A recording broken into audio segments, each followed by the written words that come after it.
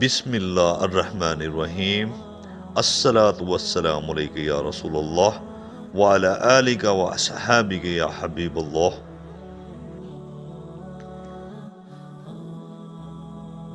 موسیٰ بن اسماعیل نے ہم سے حدیث بیان کی، ان کو ابو عوانہ نے خبر دی، ان سے موسیٰ ابن ابی عائشہ نے بیان کی، ان سے سعید بن جیر نے، انہوں نے ابن عباس رضی اللہ تعالیٰ عنہ سے کلام الہی لا تحرک بلسانک لتجل بہ کی تفسیر کے سلسلہ میں سنا کہ رسول اللہ صلی اللہ علیہ وسلم نزول قرآن کے وقت بہت سختی محسوس فرمایا کرتے تھے، اور اس کی علامتوں میں سے ایک یہ تھی کہ یاد کرنے کے لیے آپ اپنے ہونٹوں کو ہلاتے تھے۔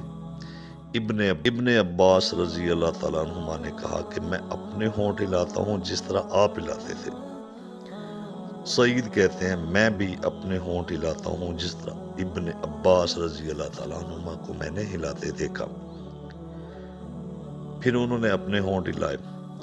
ابن عباس رضی اللہ تعالیٰ عنہما نے کہا پھر یہ آیت اتری، اے محمد قرآن کو جلد جلد یاد کرنے کے لیے اپنی زبان نہ ہلاؤ، اس کا جمع کر دینا اور پڑھا دینا ہمارا ذمہ ہے۔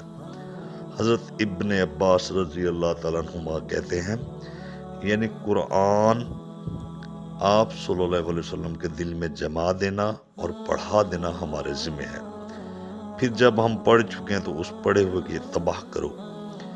ابن عباس رضی اللہ تعالیٰ عنہما فرماتے ہیں اس کا مطلب یہ ہے کہ آپ اس کو خاموشی کے ساتھ سنتے رہو، اس کے بعد مطلب سمجھا دینا ہمارے ذمہ ہے، پھر یقیناً یہ ہماری ذمہ داری ہے کہ آپ اس کو پڑھو یعنی اس کو محفوظ کر سکو۔